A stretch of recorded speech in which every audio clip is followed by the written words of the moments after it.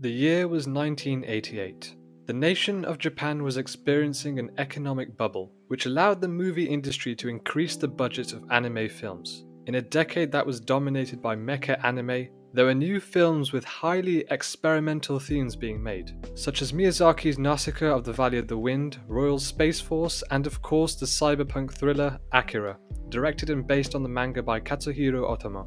1 year after its release, it became a cult classic following a massively overwhelming reception in the United States. It ignited a brand new audience of the anime genre, who shared great passion and enthusiasm for its slick, fast-paced storytelling and action sequences. Since then, Akira is considered one of the greatest anime and one of the greatest science fiction films of all time. It is a huge landmark in Japanese anime, as it was one of the first movies to introduce the cyberpunk genre, and is also quite notable for its adult themes, which at the time would have been very rare to see in animation. Not many films and anime have managed to revolutionize the genre like Akira, and although it is praised for its stunning animation, immersive score and surreal action, does the story still hold up? Are the characters worth following in their journeys? Is there an emotional component to latch onto? It is praised for its themes, but do you feel connected to those themes? Do you feel that the story is conveying a significant amount of emotion within the characters to make you care about what is going on? For me, emotion in a story is the heart of the film. If you have nothing to care about, then what's the point? That was pretty much my impression of the movie when I first saw it many years ago. It was a thrilling and unique ride like no other,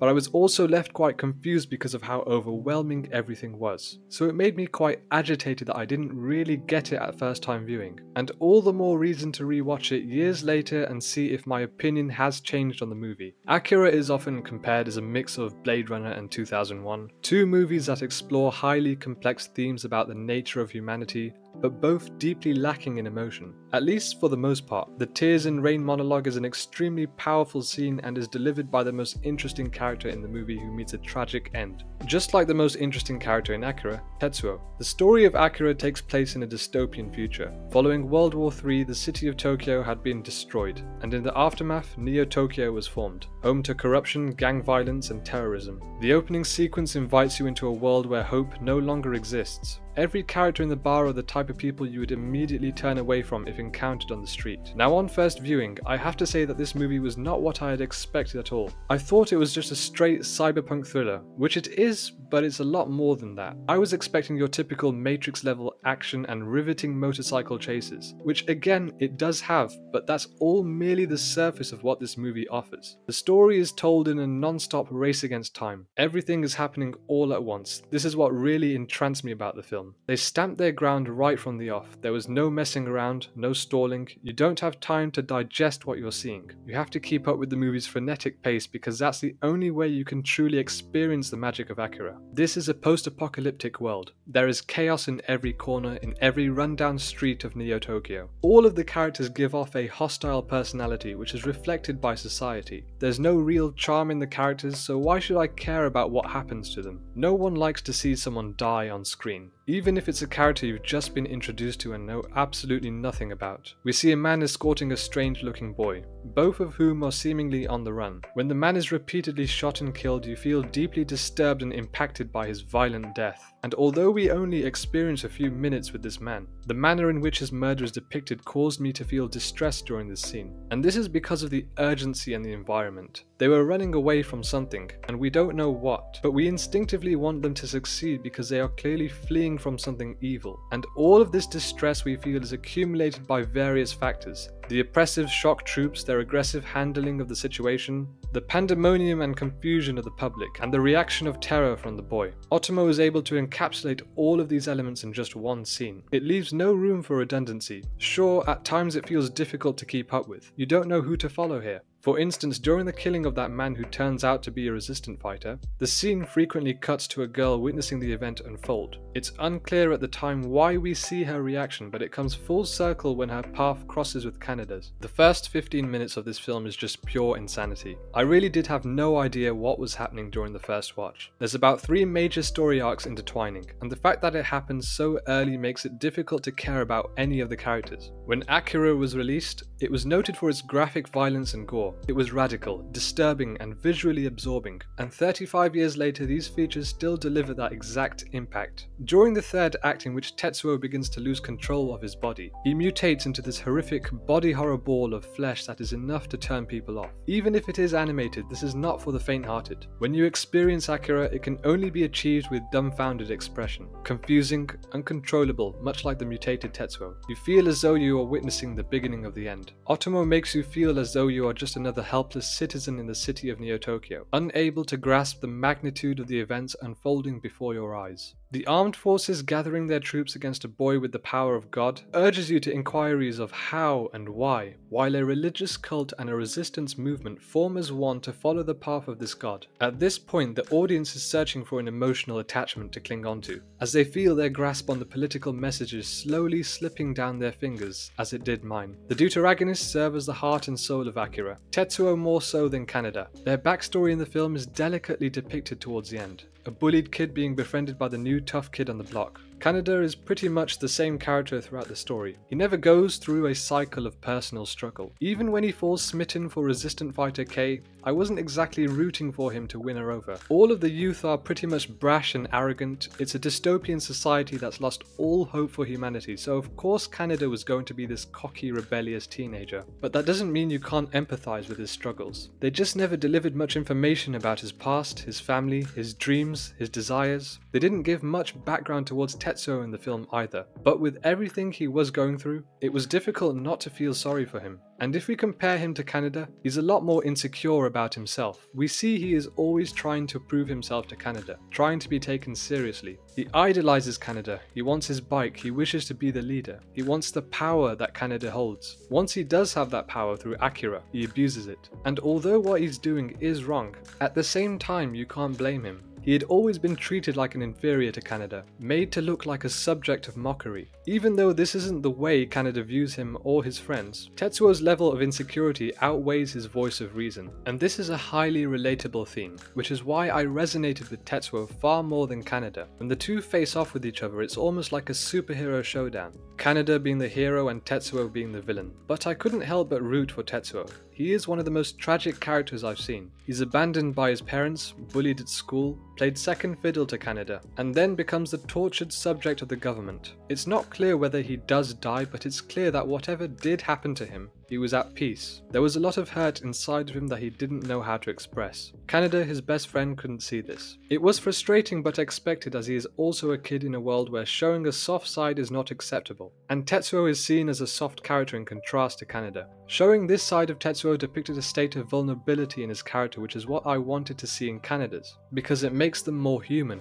and more empathetic. The only person who did understand Tetsuo was Kaori, but he would aggressively push himself away from her because he didn't want to appear weak. I liked these kind of dynamics between characters, as it gave you a better understanding on how people behave for the sake of power. Tetsuo wasn't able to confront his emotions to Kaori. He just wanted to avoid it all and flee the city. But once the power of Akira took over him, he allowed it to intoxicate his mind, and the consequence may have felt cathartic temporarily, but as soon as he lost control, he regretted it, afraid of the literal mutated monster that he became. The ending is far from your typical happy conclusion. It's neither a happy one or a sad one, but a rather mystical conclusion. Something that feels transcendental, a lot like the ending to 2001. A lot of scenes in Akira depict various genres of science fiction, but manage to keep the message of the story consistent, and this is all achieved by the excellent work of the animators. The hand-drawn animation in particular is what really drew people's attention to the movie. The use of colour in every frame is expertly crafted. It uses its colour schemes accordingly to the time of day.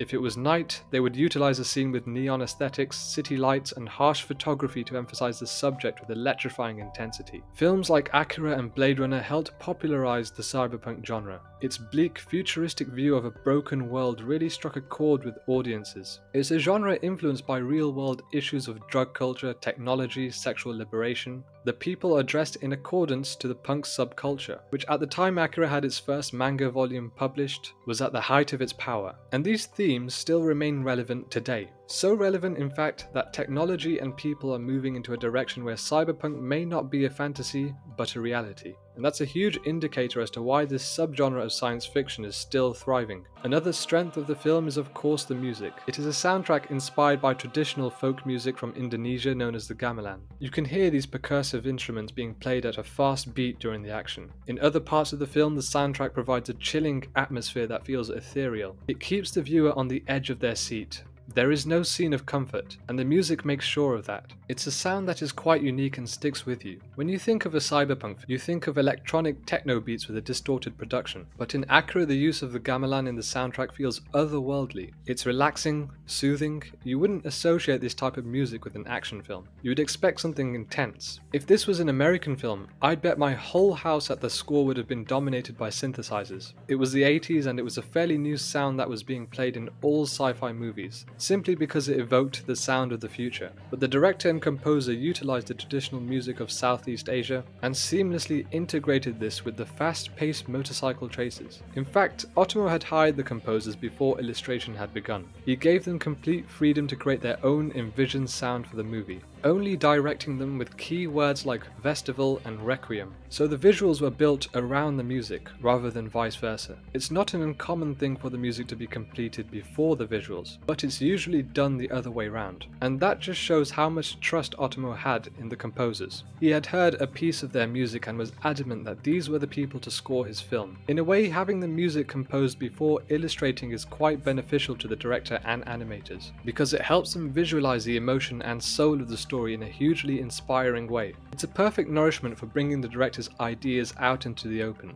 It unblocks all the doubts and uncertainties you initially had. For me, music is crucial to movies. They can spur an emotion out of you in the ways that the story and characters can't, but never takes the front and center stage. It merely complements the story and elevates it to a level that makes you appreciate the movie more. Akira is not just a cyberpunk action thriller. It's balancing a lot of themes and genres into one, which is a lot to digest at first viewing. It's heavily political on issues of war, the government, and youth, and these ideas are turned into what can only be described as a house of horrors, a surrealist nightmare. When you look at the design of the espers, it's disturbing to say the least. Their appearance is a reflection of the government, a sick and twisted organization that shares no kindness towards humanity, only treats them as subjects and nothing more. The scene in which Tetsuo starts seeing a walking teddy bear is just plain terrifying. Not just the visuals, but that creepy music in the background getting louder and harsher as the imagery grew more and more mutated. Acura is full of supernatural undertones in a world that is depicting realistic themes of shady governments and spineless politicians. It features all the worst scenarios that mankind could merge into, but uses a fantastical element to present these themes. It's a world of doom and gloom following the destruction of a city in a fictional but hypothetical war. Merging the ideas of telekinetic children in a war-torn city can be compared to the 1954 film Godzilla. The story of Godzilla may look like an ordinary monster film from the outside, but this story was clearly made as a reaction to the nuclear bombings of Hiroshima and Nagasaki to end World War II. There are many metaphors that align with Godzilla. Some summarize it as a metaphor for nuclear weapons, while others suggest Godzilla is an analogy of the United States, creating devastating havoc and destruction across Japan. In Akira, Otomo is severely critical of the government. They are responsible for the destruction of Tokyo rather than Akira himself. The espers possess incredible power that can be tampered with in the wrong hands. And this is exactly what happens when the government experimented on them. This idea is not so different when the government of the United States took control of the Manhattan Project. The research of the espers in Akira and the nuclear weapons in the Manhattan Project are synonymous examples of not realizing the consequences that arise when dealing with such immense power. So whether you think Akira still holds up or not, there is only one person whose opinion on the film matters the most, and that's Otomo himself.